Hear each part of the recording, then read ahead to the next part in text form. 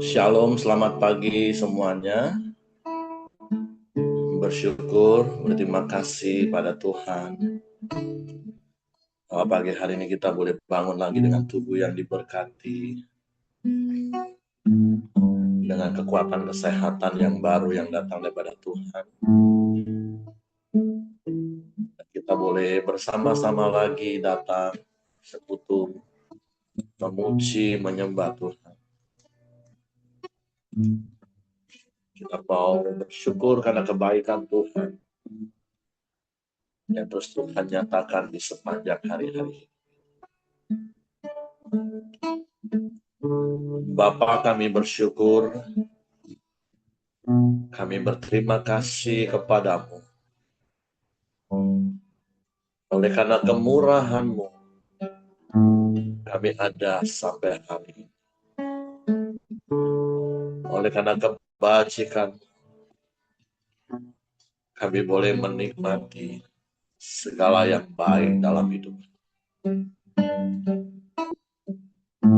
Terima kasih buat pemeliharaan-Mu. Terima kasih buat penyertaan dan perlindungan yang Kau nyatakan di sepanjang umur hidup. Terima kasih Tuhan.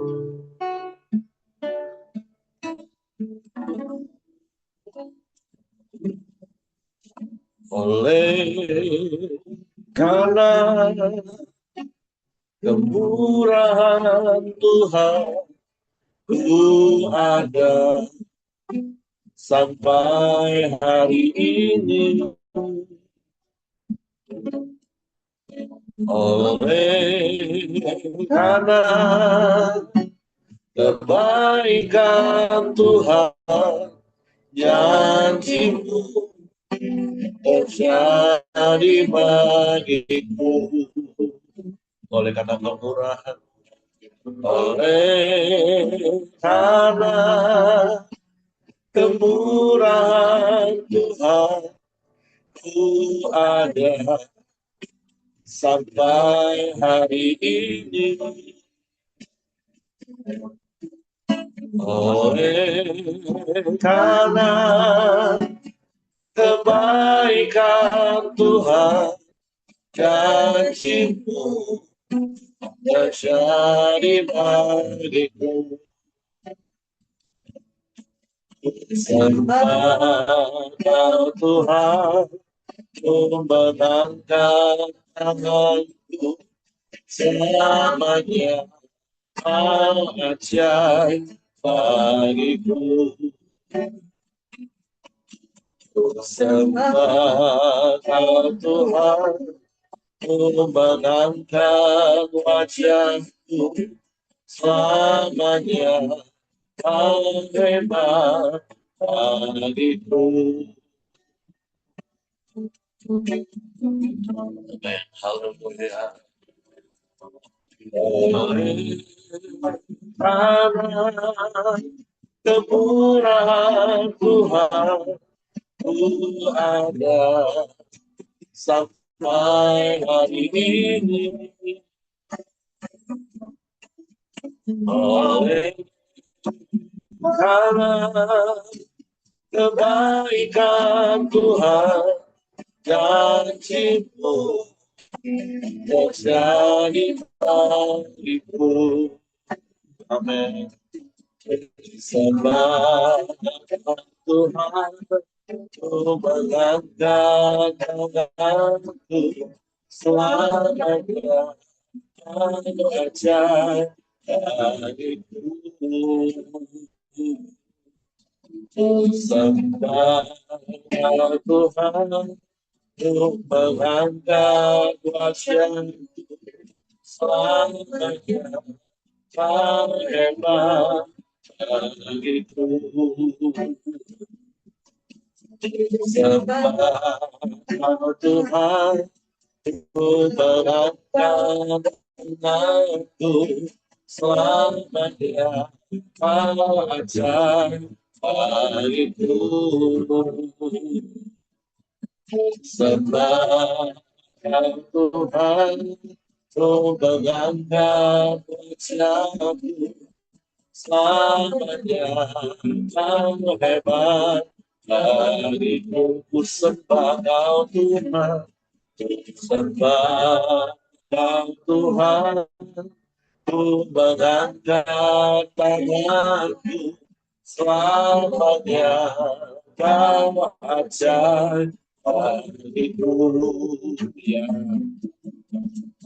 Sembah Kau Tuhan, ku mengangkat wajahku selamanya. Kau hebat bagiku selamanya. Kau hebat bagiku selamanya.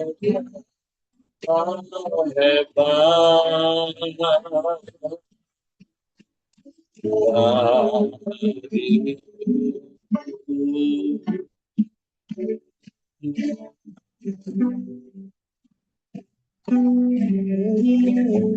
Selamanya Kau hebat.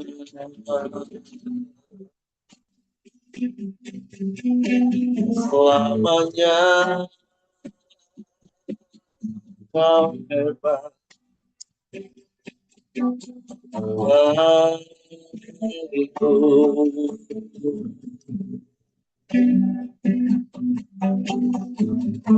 Terpujilah namamu Tuhan.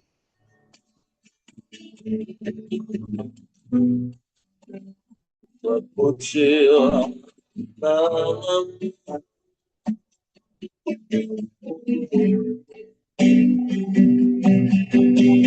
Haleluya.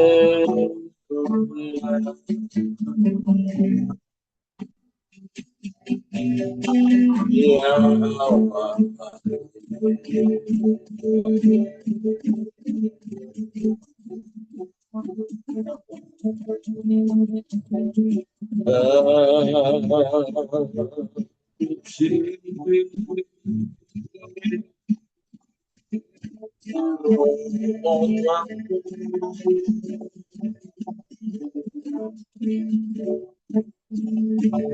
Kami bersyukur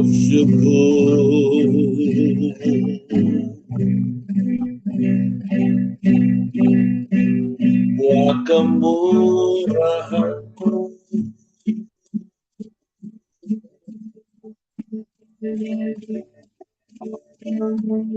buat kebaikan-Mu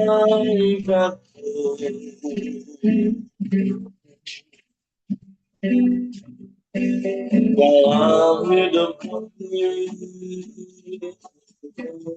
Tuhan.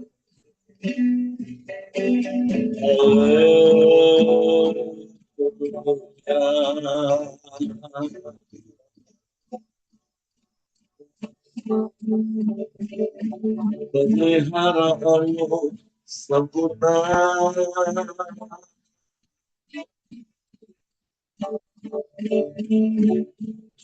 penyertaan-Mu ajaib,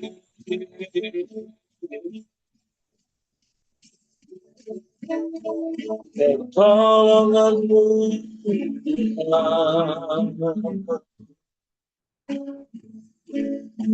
tak pernah terlambat bagi kami. Sungguh kami bersyukur, sebab Engkau tempat perlindungan yang teguh. Engkau sumber kekuatan yang memampukan kami menanggung segala berkat. Daripada-Mu lah datangnya pertolongan kami, dan tak pernah terlambat pertolongan-Mu Tuhan, dan sangat terbukti. Sebab Tuhan kami percaya, hati kami tak gentar, sekalipun bumi berubah dan gunung-gunung bergoncang, Kau tetap sama, Kau tak pernah berubah, dulu sekarang bahkan sampai selamanya. Kau tetap Allah. Terima kasih, terima kasih, terima kasih. Terpujilah, terpujilah, terpujilah namamu, Yesus Tuhan. Haleluya, haleluya, haleluya, haleluya. Terpujilah namamu, terpujilah namamu. Syukur bagimu, syukur bagimu. Sebab engkau kota benteng yang teguh bagi kami. Engkau kubu pertahananku, menara perlindunganku, tanduk selamat, perisai yang teguh. Terima kasih Tuhan. Sebab Kau setia, Kau tak pernah ingkar janji Tuhan. Engkau tak pernah berubah. Dulu sekarang bahkan sampai selama-lamanya. Kau tetap Allah yang berkuasa dan mampu lakukan segala perkara. Terima kasih, terima kasih, terima kasih. Haleluya, haleluya. Ajaib Tuhan, ajaib Tuhan. Terpujilah namamu, terpujilah namamu. Haleluya, haleluya. Mulialah namamu.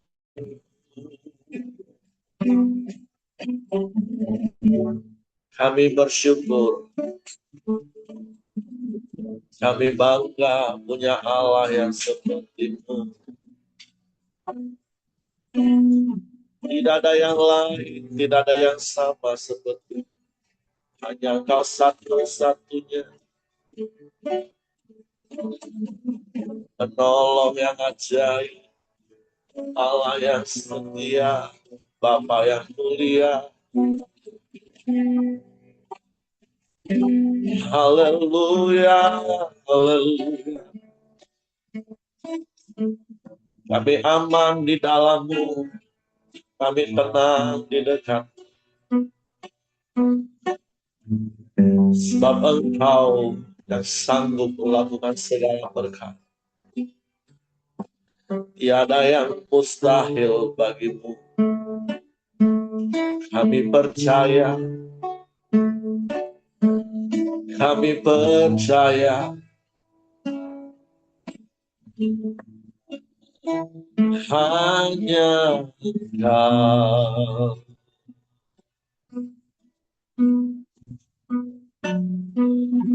Hanya kepadamu.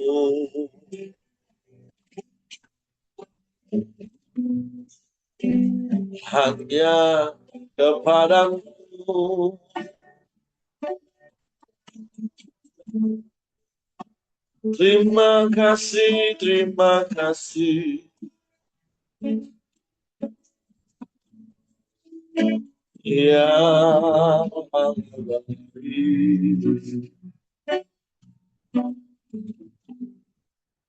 Sebab itu hati kami tetap tinggal tenang teduh di dalam.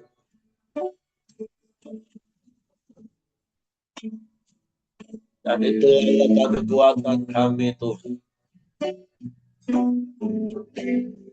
Kami bersyukur. Kami bersyukur.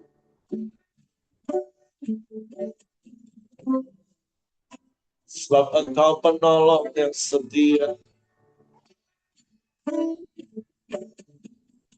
Hati kami tenang.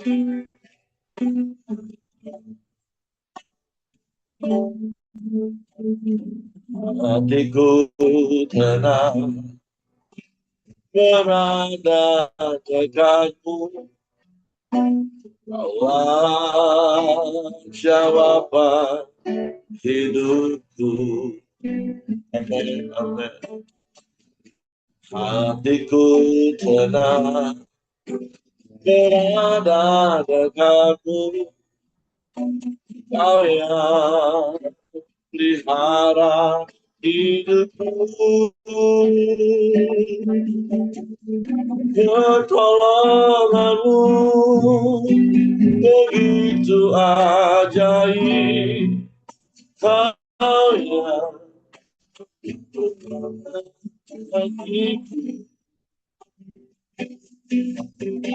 di saat aku sanggup lagi, di situ tanganmu bekerja.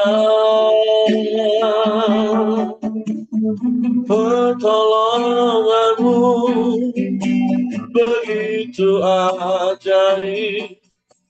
Kau berjuang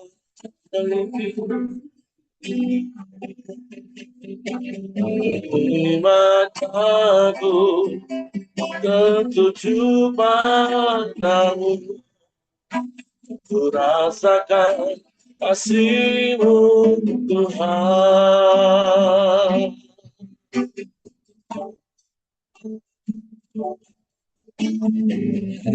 Hatiku tenang berada dekatmu. Allah jawaban hidupku. Hatiku tenang berada dekatmu. Kau yang pelihara hidupku. Pertolonganmu begitu ajaib. Kau telah berikan hatiku. Saat aku tak sanggup lagi, di situ tanganmu bekerja. Pertolonganmu begitu ajaib. Kau telah berikan hatiku. Di mataku tertuju padamu. Ku rasakan kasih-Mu Tuhan. Amin, amin. Pertolonganmu begitu ajaib. Kau telah memisahkan hatiku. Di saat aku tak sanggup lagi, di situ tanganmu bekerja. Pertolonganmu begitu ajaib. Kau telah memikat hatiku, kini mataku tertuju padamu. Ku rasakan kasih-Mu, Tuhan. Kami mau terus merasakan kasih, menikmati setiap pertolongan-Mu yang tak pernah terlambat dalam hidup kami. Sebab itulah hati kami tetap tinggal tenang teduh, karena itu juga letak kekuatan kami. Kami bersyukur sampai hari ini Engkau setia bersama kami. Sebab itu kami juga mau terus tinggal bersama-Mu, tinggal di dalam, dan firman-Mu terus ada dalam hati kami. Suatu pagi hari ini kami buka hati kami untuk firman. Roh Kudus, tolong kami untuk mengerti dan memahami firman, sehingga kami percaya firman-Mu dan kami melakukannya dalam nama Yesus kami sambut firman. Haleluya. Amin. Oke, silakan Will. Oke, terima kasih Pak. Shalom Bapak Ibu. Halo. Hari ini kita masuk di renungan kita di 1 Yohanes pasal yang ke-5. Saya akan bacakan ya Bapak Ibu. Judul perikop yang pertama, iman mengalahkan dunia. Setiap orang yang percaya bahwa Yesus adalah Kristus, lahir dari Allah, dan setiap orang yang mengasihi Dia yang melahirkan, mengasihi juga Dia yang lahir daripadanya. Inilah tandanya bahwa kita mengasihi anak-anak Allah, yaitu apabila kita mengasihi Allah serta melakukan perintah-perintahnya. Sebab inilah kasih kepada Allah, yaitu bahwa kita menuruti perintah-perintahnya. Perintah-perintahnya itu tidak berat, sebab semua yang lahir dari Allah mengalahkan dunia, dan inilah kemenangan yang mengalahkan dunia, iman kita. Siapakah yang mengalahkan dunia selain daripada dia yang percaya bahwa Yesus adalah anak Allah? Nah, untuk perikop pertamanya kita tahu dengan judul iman mengalahkan dunia. Nah, kita bahas dulu iman itu apa sih? Nah, kalau dari saya bahwa iman itu adalah dasar kita untuk kita percaya kepada sesuatu. Kalau kita kan orang Kristen ya percaya Tuhan kita ya Yesus Kristus. Ya iman kita itu dasar kita dulu. Bahwa kita percaya Tuhan itu yaitu Yesus Kristus. Yang kedua, iman itu yaitu sebagai iman tuh yang pertama itu dia sebagai kepercayaan, yang dua iman itu sebagai pengakuan kita bahwa kita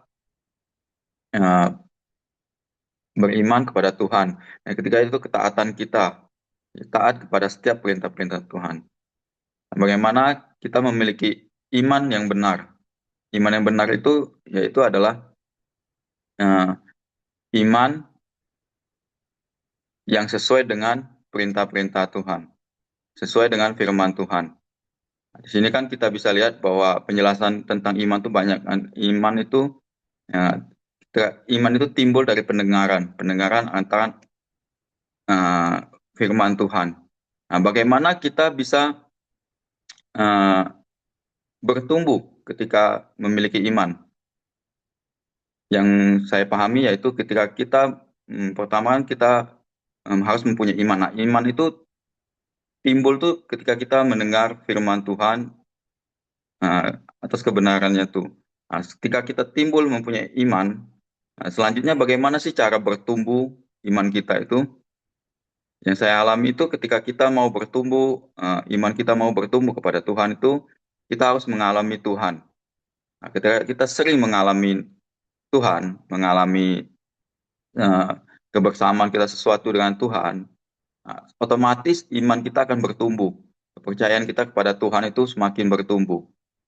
Bagaimana sih iman yang benar? Nah, yang saya bacakan di sini, yaitu iman yang benar itu iman yang sesuai dengan perintah-perintah Tuhan. Nah, contohnya seperti ini. Ketika kita percaya bahwa Tuhan menyediakan segala sesuatu, Tuhan bisa menolong kita. Kita percaya, kita beriman, Tuhan itu menyediakan segala sesuatu. Tetapi kita hanya berdoa, duduk diam, kita tahu Tuhan bisa menyediakan segala sesuatu, tapi kita tidak melakukan pekerjaannya. Nah, kita butuh makan, butuh apa ya, kita harus bekerja. Tetap kita beriman Tuhan menyediakan. Tapi kalau kita tidak bekerja, ya itu sama dengan bohong. Iman tanpa perbuatan itu kan mati.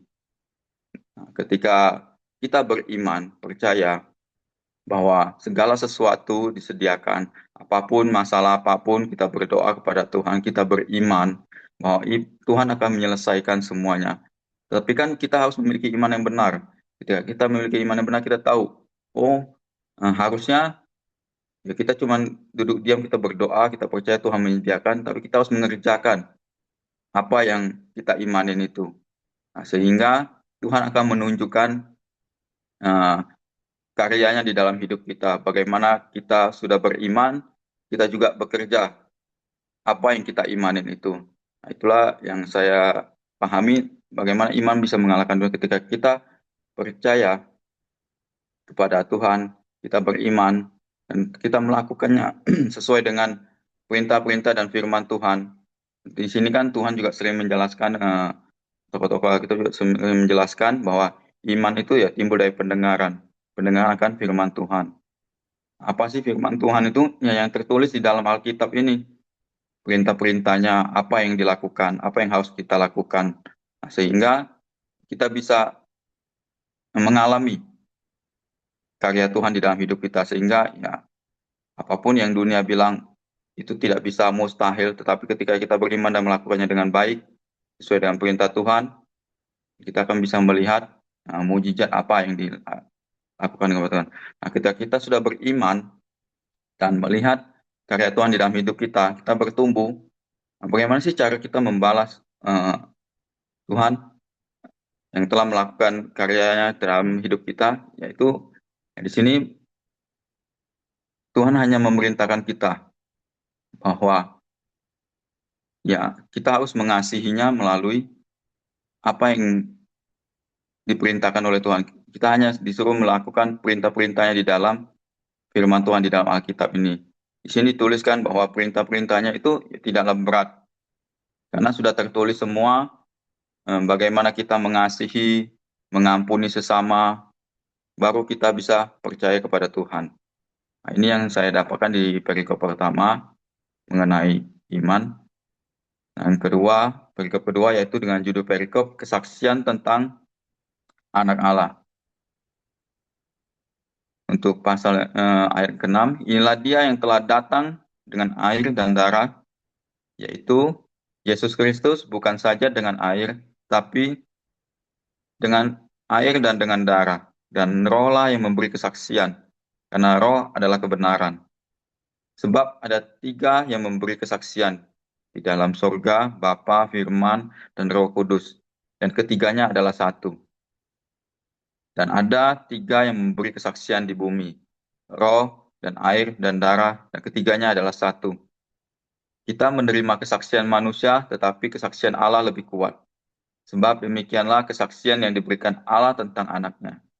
Barang siapa percaya kepada anak Allah, ia mempunyai kesaksian itu di dalam dirinya. Barang siapa tidak percaya kepada Allah, ia membuat dia menjadi pendusta, karena ia tidak percaya akan kesaksian yang diberikan Allah tentang anaknya. Dan inilah kesaksian itu, Allah telah mengaruniakan hidup yang kekal kepada kita, dan hidup itu ada di dalam anaknya. Barang siapa memiliki anak, ia memiliki hidup. Barang siapa tidak memiliki anak, ia tidak memiliki hidup. Nah, yang saya tangkap di perikop kedua ini, kesaksian Allah. Kesaksian Allah ini kan kita bisa lihat dari karya salib yang dilakukan oleh Yesus.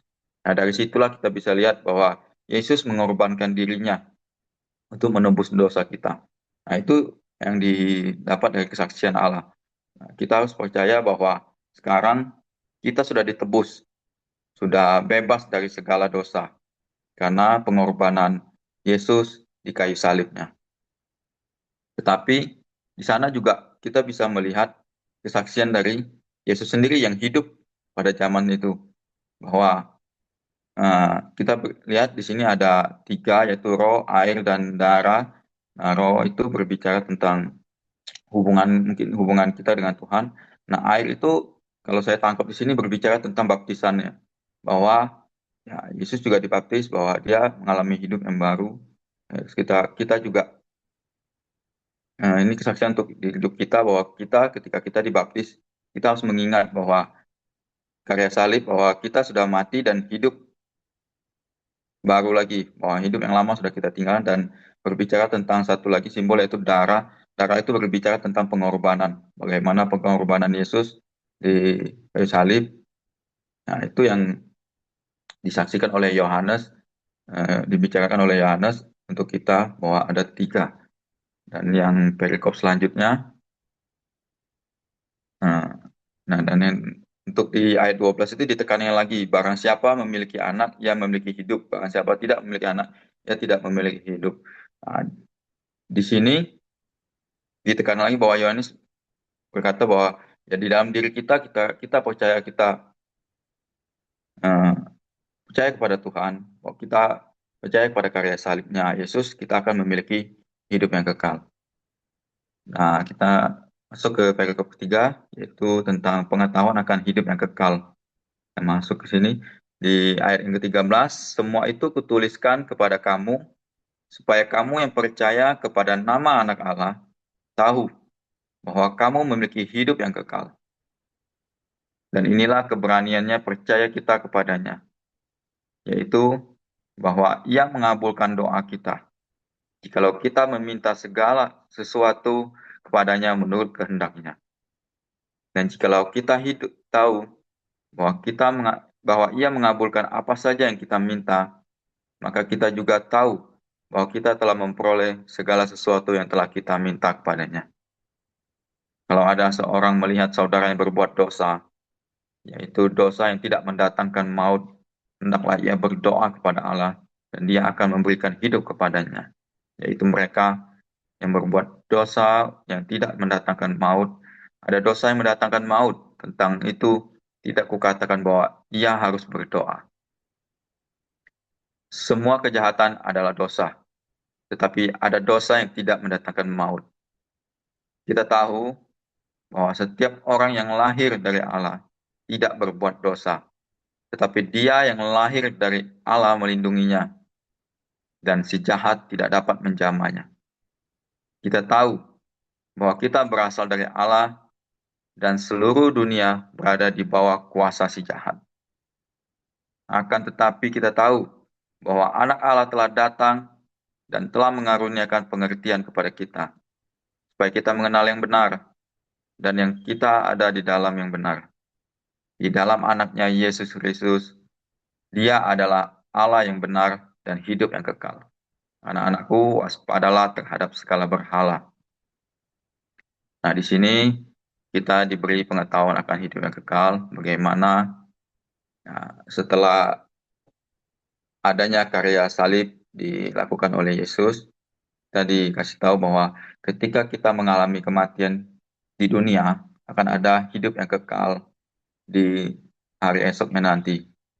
Karena ya, bagaimana sih orang yang bisa hidup kekal?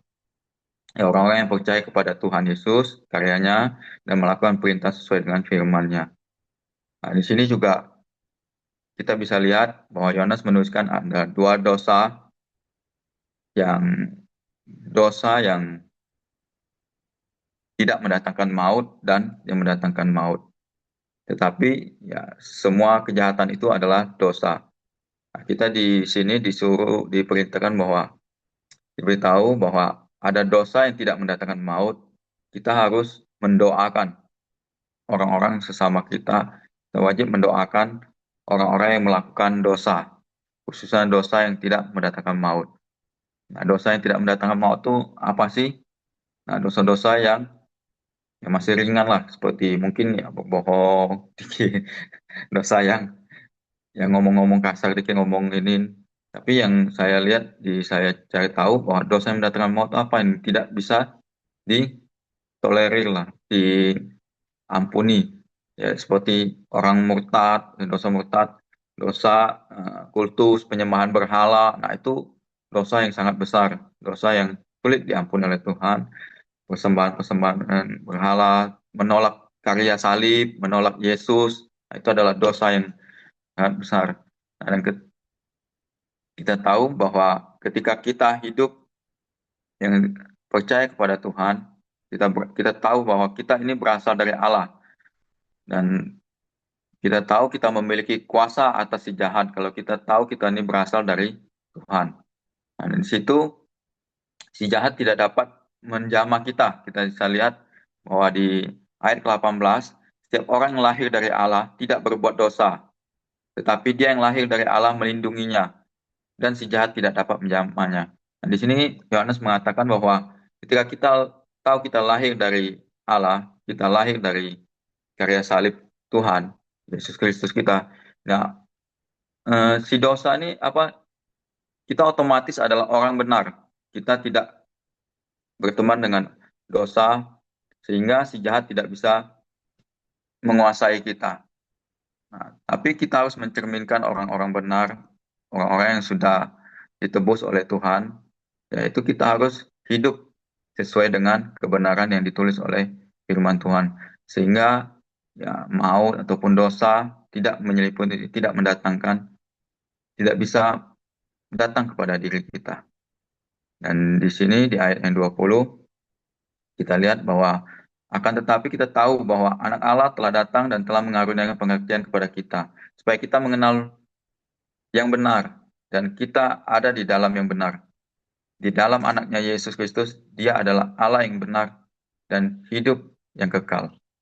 Nah, kita diberi pengertian, kita diberi hikmat, bagaimana kita bisa hidup yang benar melalui sering kita melihat, membaca dan mendengar firman Tuhan. Setiap hari kita ikut program beliau ini, kita akan bertumbuh semakin hari bahwa mana yang benar sih, mana yang harus kita tidak usah lakukan, tidak sesuai dengan firman Tuhan. Itu saja yang bisa saya bagikan. Selanjutnya bisa dilengkapi dengan Bapak Heri. Terima kasih, Tuhan berkati. Oke, terima kasih untuk Willy buat sharing firman Tuhan pagi hari ini. Ya, jadi khususnya saya meluruskan saja, bukan salah, tapi meluruskan soal dosa yang mendatangkan maut dan tidak mendatangkan maut tadi. Jadi bukan kategori dosa besar atau kecil, bukan. Karena ayat 17 jelas katakan semua kejahatan itu adalah dosa. Mau nipukah, mencurikah, berzinakah, akan membunuhkah, terus membunuhnya dengan cara memutilasikah yang sadis, itu semua kejahatan itu dosa.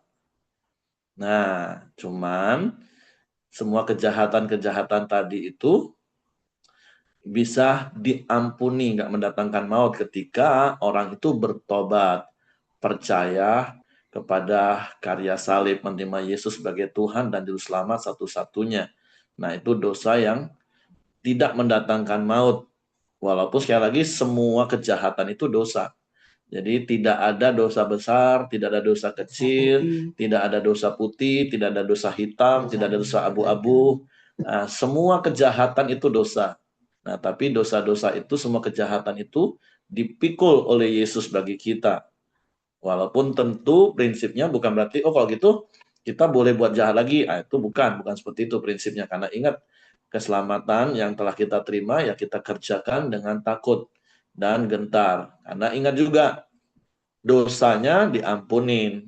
Kita tidak akan menerima maut, tapi akibat perbuatan ya kita harus tanggung. Kalau mencuri ketangkep, digebukin orang, minta ampun sama Tuhan, dosanya diampunin. Mati masuk surga kalau percaya Yesus kan. Nah, seperti itu. Nah, dan apa itu dosa yang mendatangkan maut? Ya cuma satu, menghujat Roh Kudus. Karena itu satu-satunya keadaan di mana kita tidak akan diampuni. Kenapa? Karena yang seperti saya katakan, apa itu dosa menghujat Roh Kudus? Itu pada waktu kita menerima firman, menerima Injil khususnya, Roh Kudus kan menjamah kita untuk meresponi Injil itu untuk percaya kepada Yesus, tapi kita menolak. Nah, itulah dosa yang mendatangkan maut, yaitu menghujat Roh Kudus, menolak karya Roh Kudus. Jadi kalau dosa-dosa yang lain dalam bentuk perbuatan jahat, ya semua itu sudah ditanggung Yesus di kayu salib, dan ketika kita bertobat, mengaku di mulut, percaya di hati, kita diampuni. Walaupun berkali-kali saya pernah katakan beda antara bisa berbuat dosa dan suka berbuat dosa. Nah, tentu kalau orang status berdosa ya suka berbuat dosa. Kita sudah ditebus. Bahkan kalau Bapak Ibu masih ingat ayat di 1 Yohanes 3 ayat 9, harusnya orang yang lahir dari Allah itu tidak berbuat dosa lagi. 1 Yohanes 3 ayat 9 saya bacakan ya. Sebab setiap orang yang lahir dari Allah tidak berbuat dosa lagi. Sebab benih ilahi tetap ada di dalam dia, dan ia tidak dapat berbuat dosa karena ia lahir dari Allah. Nah, ini kebenaran yang harus kita pegang teguh. Ya, kami ini lahir dari Allah, ada benih ilahi yaitu kebenaran, kami ini orang benar. Nah, makanya fokus kita hidup saja lakukan kebenaran Bapak Ibu. Yang berkali-kali saya katakan, ketika kita fokus melakukan kebenaran, otomatis kita nggak lakukan dosa lagi. Walaupun kadang, sekali lagi terkadang waktu daging kita lemah, terkadang kita bisa jatuh, tapi sekali lagi segera datang minta ampun, Tuhan beresin, Tuhan ampunin, mengaku sesama, kita jadi sembuh. Nah, jadi itu ya, dosa yang mendatangkan maut dan dosa yang tidak mendatangkan maut. Jelas semua kejahatan itu dosa, nggak ada kompromi. Pokoknya semua kejahatan dosa. Nah, tapi semua kejahatan kita telah ditanggung di kayu salib. Sehingga ketika kita bertobat, mengaku di mulut, percaya di hati Yesus Tuhan, minta ampun, kita tidak menerima maut itu, tidak terpisah dari Allah. Tapi dosa yang mendatangkan maut itu adalah menghujat Roh Kudus.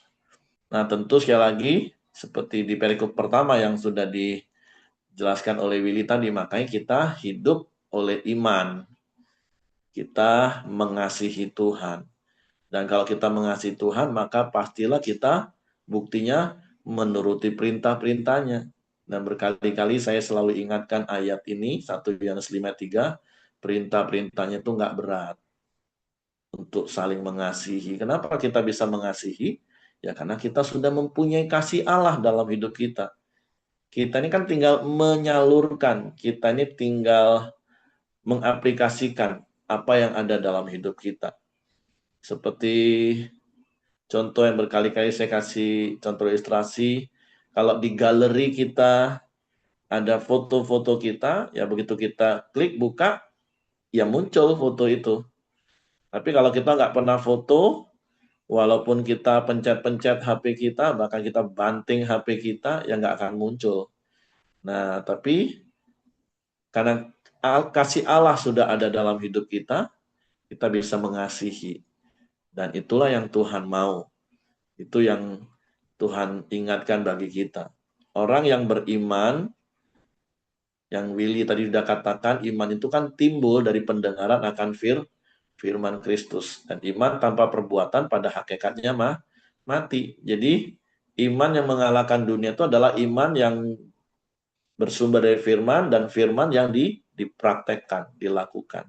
Yaitu mentaati perintah-perintah Allah. Nah, itu yang harus kita lakukan dalam hidup kita. Dan sekali lagi saya percaya ketika kita lebih fokus melakukan perintah-perintah Allah yang tidak berat itu, sebagai bentuk kasih kita kepada Allah, maka otomatis kita nggak lagi hidup melakukan perbuatan-perbuatan jahat. Tapi sebaliknya, ketika sebagai orang benar, kita nggak fokus melakukan kebenaran, ya otomatis kita akan lakukan kembali perbuatan-perbuatan jahat. Sekalipun, sekali lagi, perbuatan jahat itu nggak mendatangkan maut dalam artian nanti kita binasa terpisah dari Allah. Nah, tapi kan kita nggak mau hidup buat dosa lagi, minta ampun lagi, buat dosa lagi, minta ampun. Capek Bapak Ibu, babak belur hidup kita. Dan bukan itu tujuan Tuhan menebus hidup kita dari perhambaan dosa untuk jatuh bangun lagi dalam dosa. Karena sebagai orang benar yang lahir dari Allah, kita lebih fokus melakukan kebenaran. Karena perintah-perintah Tuhan, firman Tuhan itu nggak berat. Karena kita lakukan dengan kasih. Kasih yang sudah Allah berikan bagi kita. Karena kasih Allah saja bisa melakukan hal yang harusnya Allah nggak lakukan. Yaitu apa? Mengampuni kita. Sebenarnya itu hal yang paling berat. Tapi Allah bisa melakukan karena kasihnya, bukan karena kehebatan dan kuasanya semata, bukan. Tapi karena kasih. Nah begitu juga dengan kita. Kita bisa mengasihi orang lain, mengampuni orang lain, ya karena kita sudah menerima kasih Allah yang besar itu dalam hidup kita. Oke, itu saja yang saya tambahkan. Terima kasih, Will. Saya kembalikan kepada Ko Joni. Silakan kalau ada yang mau menambah. Siapa yang berdoa hari ini, nanti Willy akan tutup dalam doa. Oke, Pak Yosia yang berdoa, nanti Willy akan tutup. Silakan Pak Yos. Ya, baik Bapak Ibu, jika tidak ada lagi yang mau di-sharingkan, sebelum kita menutup koram audio kita pagi hari, mari kita berdoa bersepakat bersama. Bapa di dalam surga, kami bersyukur untuk pagi hari ini, untuk penyertaan Tuhan, untuk pertolongan Tuhan ya Bapak. Kami bersyukur juga untuk kebenaran firman Tuhan yang mengajari kami supaya kami memiliki iman yang benar, yaitu melakukan apa yang menjadi kehendak Tuhan, dan iman yang menghasilkan ketaatan terus-menerus ya Bapa. Kami percaya ketika kami percaya kepada karya penebusan-Mu ya Bapa, kami memiliki hidup yang baru, hidup yang terlepas daripada dosa kami ya Bapa, dosa masa lalu ya Bapa. Terima kasih Bapa untuk kebenaran firman Tuhan yang boleh dibagikan oleh Willy pada pagi hari ini. Engkau terus ya Bapa berkati kehidupan Willy, Kau jaga, dan biar Kau terus memakai kehidupannya ya Bapa untuk menjadi anak-anak yang selalu taat kepada Engkau ya Bapa. Bapa di surga, kami juga mau berdoa untuk orang tua kami, Pak Ongko. Kami berdoa terus untuk pemulihan kesehatan, dan kami berdoa juga supaya Tuhan boleh memberikan iman, percaya bahwa Tuhan senantiasa memelihara kehidupannya ya Bapa. Dan kami juga berdoa supaya keluarga terus eh, dengan penuh kasih untuk menjaga dan merawat kehidupan orang tua kami ini ya Bapa. Bapa di surga, kami juga teringat untuk Willy dan Nilu. Kami berdoa khususnya untuk Nilu selama masa kehamilan. Kami berdoa Bapa dalam nama Tuhan Yesus, kiranya Tuhan yang memberikan kesehatan kepada Nilu maupun bayi yang dalam kandungannya Bapa. Tuhan terus memelihara pertumbuhan bayinya ya Bapa, supaya boleh bertumbuh dengan baik. Dan kami juga berdoa supaya Nilu juga diberi kekuatan, diberikan ketenangan, eh, diberi sukacita, terhindar dari rasa ketakutan ya Bapa, dan terus memiliki iman yang kuat dan damai sejahtera di dalam pergumulannya ya Bapa. Bapa di surga, kami juga mau berdoa untuk bangsa dan negara kami. Kalau saat ini ya Bapa, kondisi dunia yang penuh dengan ketidakpastian, dengan perubahan-perubahan yang dalam segi ekonomi yang buat makin berat. Kami percaya Bapa bahwa tangan Tuhan selalu menyertai bangsa kami, dan Tuhan tetap pelihara keluarga kami ya Bapa di dalam segala pergumulan, dalam segala permasalahan. Bapa di surga, kami juga mau berdoa untuk semua yang menjadi pengharapan dari setiap keluarga di tempat kami ya Bapa, supaya kami juga tetap bisa bertumbuh dan tetap percaya hanya kepada Engkau ya Bapa. Terima kasih ya Bapa, kami mau menyerahkan ya Bapa segala pengharapan kami, apa yang kami khawatirkan, Tuhan tetap memberikan pencerahan, Tuhan tetap memberikan ketahanan kepada kami ya Bapa. Mari Bapak Ibu, kita eh, sepakat untuk berdoa, doa Bapa kami. Bapa kami yang di surga, dikuduskanlah namamu, datanglah kerajaanmu, jadilah kehendakmu di bumi seperti di surga. Berikanlah kami pada hari ini makanan kami yang secukupnya, dan ampunilah kami akan kesalahan kami, seperti kami juga mengampuni orang yang bersalah kepada kami. Dan janganlah membawa kami ke dalam pencobaan, tetapi lepaskanlah kami daripada yang jahat. Karena Engkaulah yang punya kerajaan dan kuasa dan kemuliaan sampai selama-lamanya.